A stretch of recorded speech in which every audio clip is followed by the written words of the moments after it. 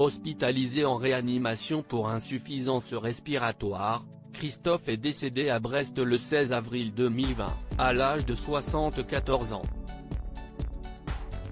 2 mois après la disparition du chanteur, CIST à l'occasion d'un entretien accordé à RTL que sa veuve, Véronique Bevilacqua, annonçait qu'elle allait faire une vente aux enchères. Alors que Christophe possédait de nombreux appareils photo, jukebox et postes de radio, elle avait en effet expliqué « Moi, j'ai ma collection personnelle de jukebox, de postes, je suis blindé chez moi donc malheureusement, je ne peux rien garder. Ma fille, CIST pareil. » Ainsi, 266 lots seront mis en vente samedi 7 novembre 2020 dès 14h30.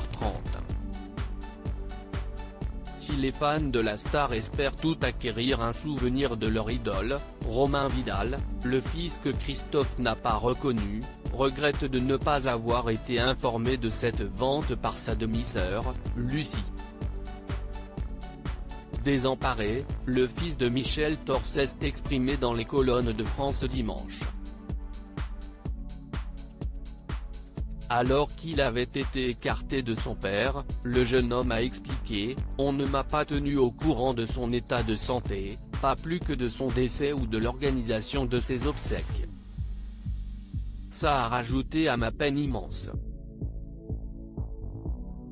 Souhaitant participer à l'événement, Romain Vidal n'a jamais pu rentrer en contact avec sa demi-sœur. Il a en effet révélé « Si est possible d'y participer virtuellement, ce sera avec joie. Mais je ne sais pas du tout ce qui est prévu. Je n'ai jamais eu de nouvelles. Tous les messages que j'ai envoyés à Lucie sont restés sans réponse. »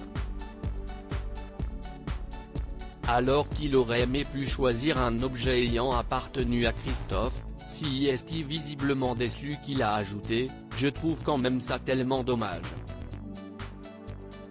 Je ne comprends pas que Lucie ne souhaite pas garder les souvenirs de son père.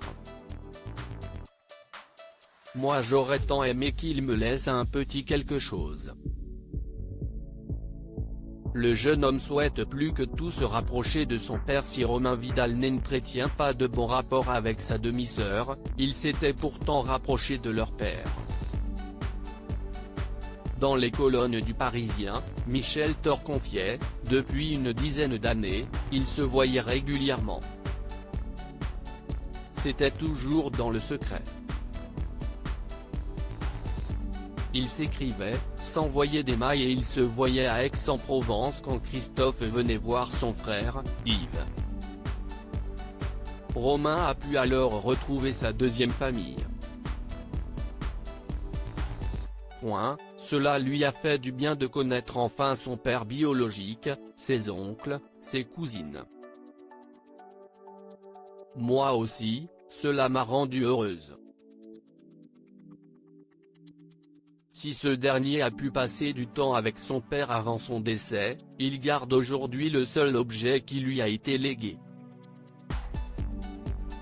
En avril dernier, CIST pour France Dimanche qu'il avait dévoilé, la seule chose, CIST un Saint-Christophe en médaillon que la mère de Christophe avait à l'époque donné à ma mère.